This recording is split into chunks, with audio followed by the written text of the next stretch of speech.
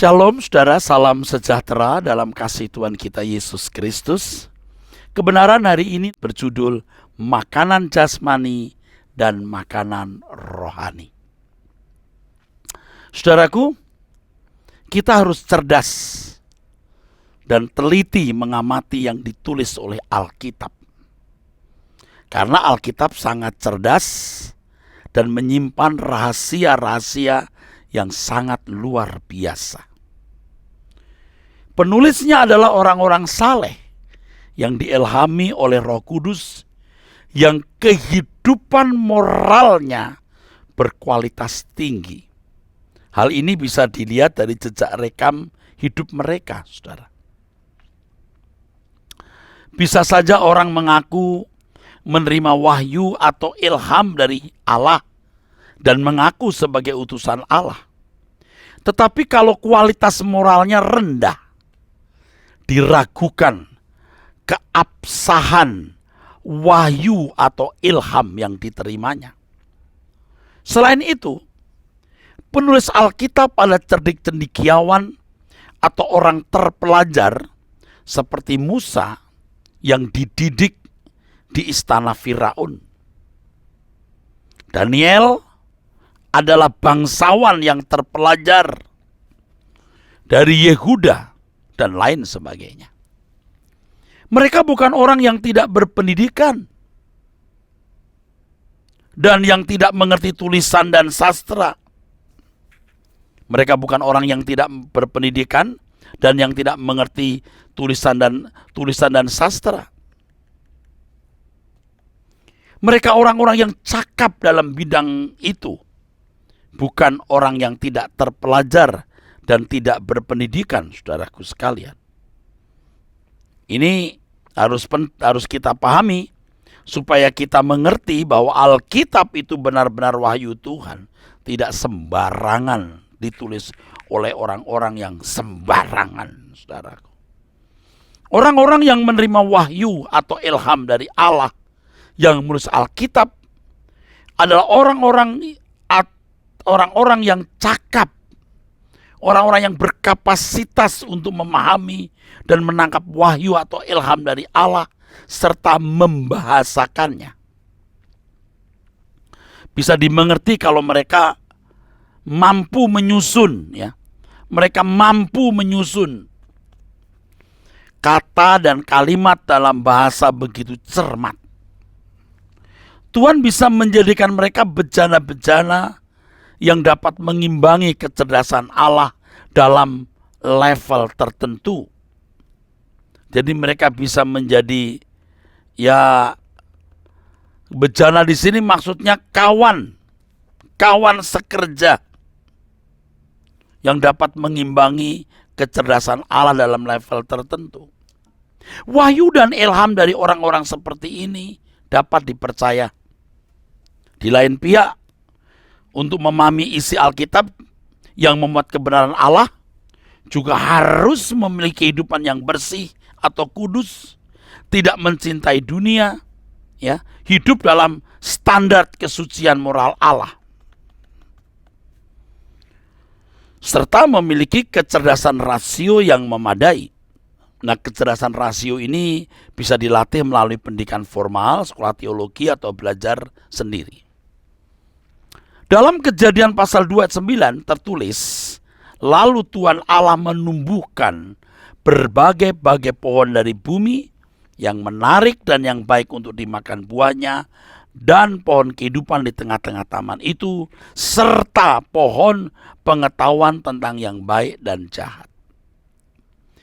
Dari catatan tersebut, saudaraku, dapat diperoleh bahwa dalam Taman Eden terdapat dua jenis buah atau dua jenis kelompok buah.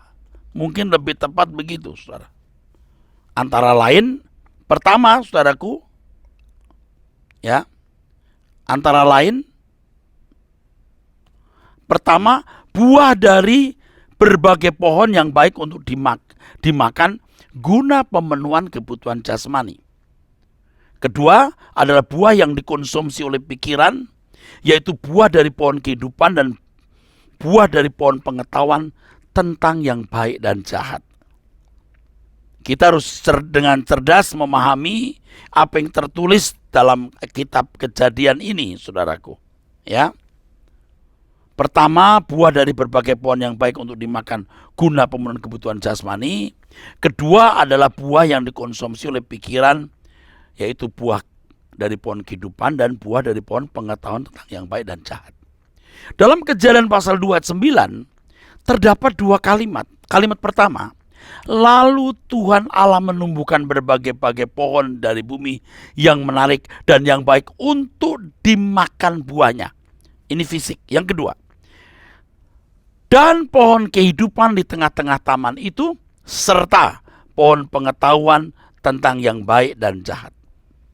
Dalam teks aslinya, kedua kalimat tersebut dipisahkan oleh kata dan, yang dalam bahasa Ibraninya wow, yang menunjukkan bahwa buah yang pertama adalah buah yang berbeda jenisnya dengan buah yang kedua.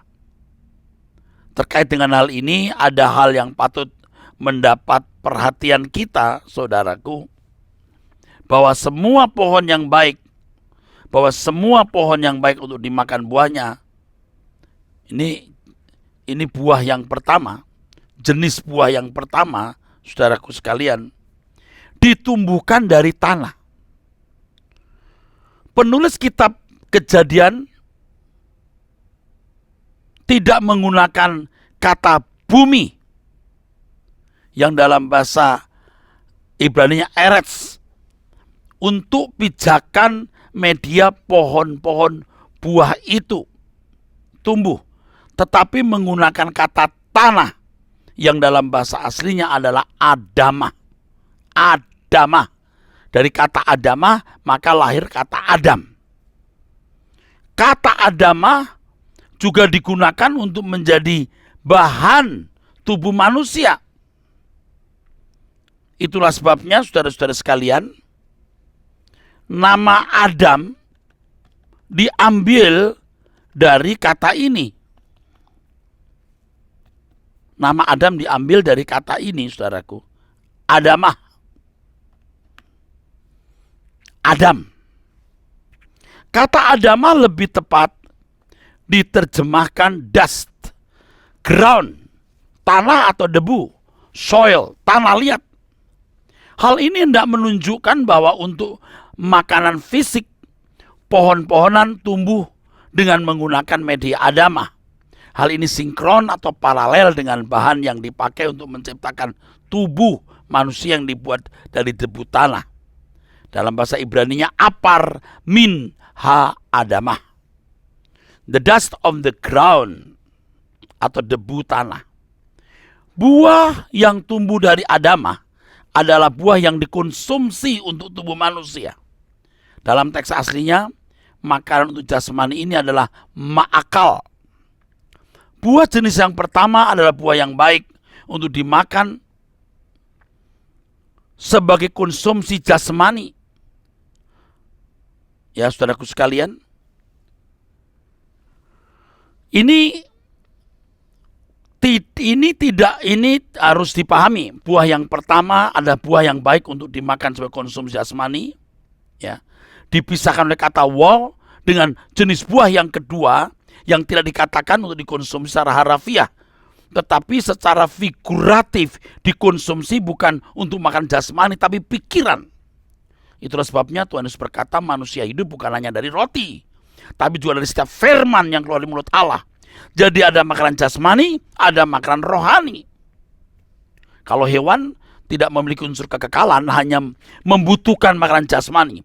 Tapi manusia yang berbeda dengan hewan, itu membutuhkan makanan rohani untuk kekekalannya. Saudaraku sekalian, dari hal ini kita mengerti kebenaran mengenai buah di taman itu. Sola Gracia.